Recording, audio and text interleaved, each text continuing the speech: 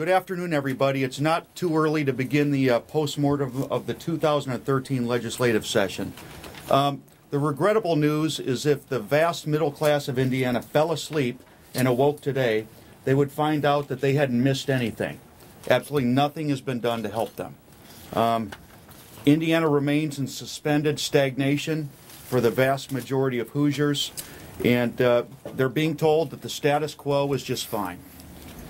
Why did the people of Indiana give a Republican governor immense powers, 2 supermajorities, virtually all the statewide offices, and have them turn around and say that they were going to doing nothing to improve their lives?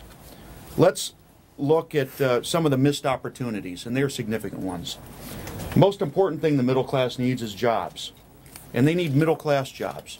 They punted on the opportunity to provide 30,000 private sector jobs through the expansion of health care under the Affordable Care Act.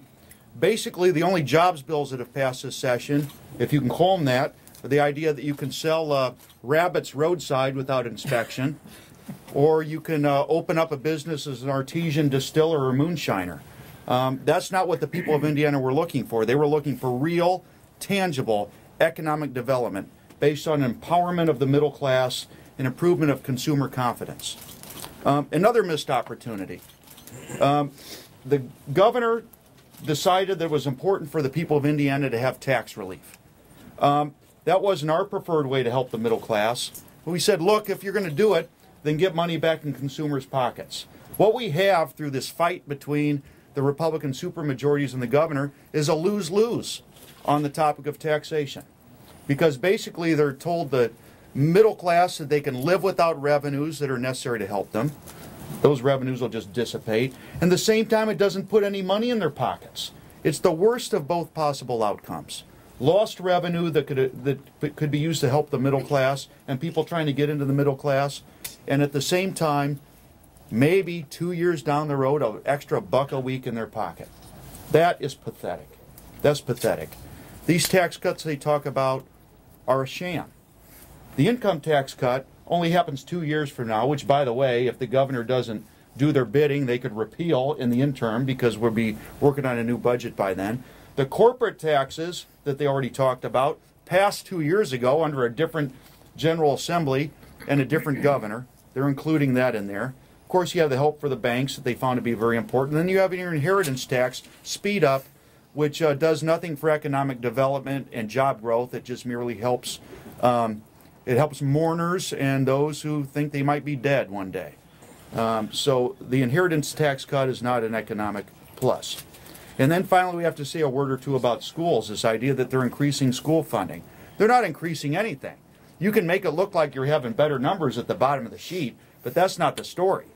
They have not restored hardly any of the cuts that have been visited upon the traditional classrooms of Indiana over the past 4 years.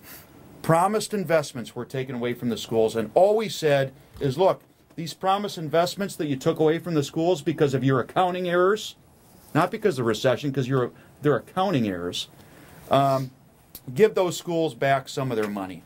They didn't do that. They redistributed it in a way that, by the way, gives big increases to Hamilton Southeastern, to Carmel Clay schools, and big cuts to other schools. And basically their school policy is look, if you're doing good and have plenty of resources, we're going to give you more, and hopefully that'll embarrass the schools that we're taking away resources from into doing better. That's bad for schools. Senator Lanane. Well, thank you, Leader. I would agree with you. I think the best way to characterize this session is that it was a missed opportunity, because I always look at a session as an opportunity for us to solve problems. And obviously, as I think you touched upon, the biggest problem facing Indiana right now is that persistently high unemployment and a middle class which is stuck with one of the nation's lowest wages in the nation. And I was excited because we came into the session with the governor's talk about trying to address the skills gap, the governor's discussion about really trying to improve our vocational education system here in the state of Indiana so that we could train the next generation of workers to perform the jobs that are going to be coming down the pike. But really, we haven't done that at all in this session. We've done a lot of talk. We did pass a bill to perhaps set the stage for that, but we didn't really back it up with any real resources to accomplish these goals. And as far as this so-called tax cut, which has been put into this budget, we haven't seen the printed budget yet, but we have been able to look at it online to a degree. And yes, when you get into that, I would describe this as a tax cut that's somewhere over the rainbow, because as you pointed out, it doesn't really even go into effect. I think January 2015, there's this 3% decrease that kicks in at that time, which most people won't realize until the next year then when they go to file their taxes. And then this 5% reduction does not actually occur, or doesn't go into effect until January 2017.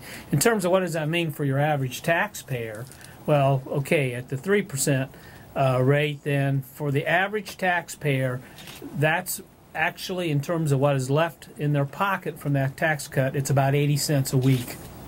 80 cents a week. And then it tops out in 2017 when the full 5% kicks in at about $1.50 a week. Now, I'm not real sure how that's going to stimulate the economy. You can't, for 80 cents, you're not even going to hardly be able to buy a pop at the local filling station. So the bulk of these tax cuts that they're talking about go to either corporations, financial institutions, or the well-off. So it's an illusion in terms of it really being a true tax cut. To characterize it as the largest tax cut, to me, is just a complete fraud. And of course, it's a gimmick, because they go back and, as you mentioned, they tack on the corporate tax, which was passed in the past, and they include then these tax cuts going forward. So it's not a meaningful tax cut, and it's not really addressing the real problems in the state of Indiana, too, in terms of getting a workforce that's prepared to do the future jobs of the economy, improving our infrastructure, putting the dollars into an infrastructural program that really could get Indiana positioned to have an improved economy. We had an opportunity, and then you mentioned the ACA. We have no idea what's going to happen with the implementation of the ACA, and in that regard, I really feel that we've had a dereliction of duty here.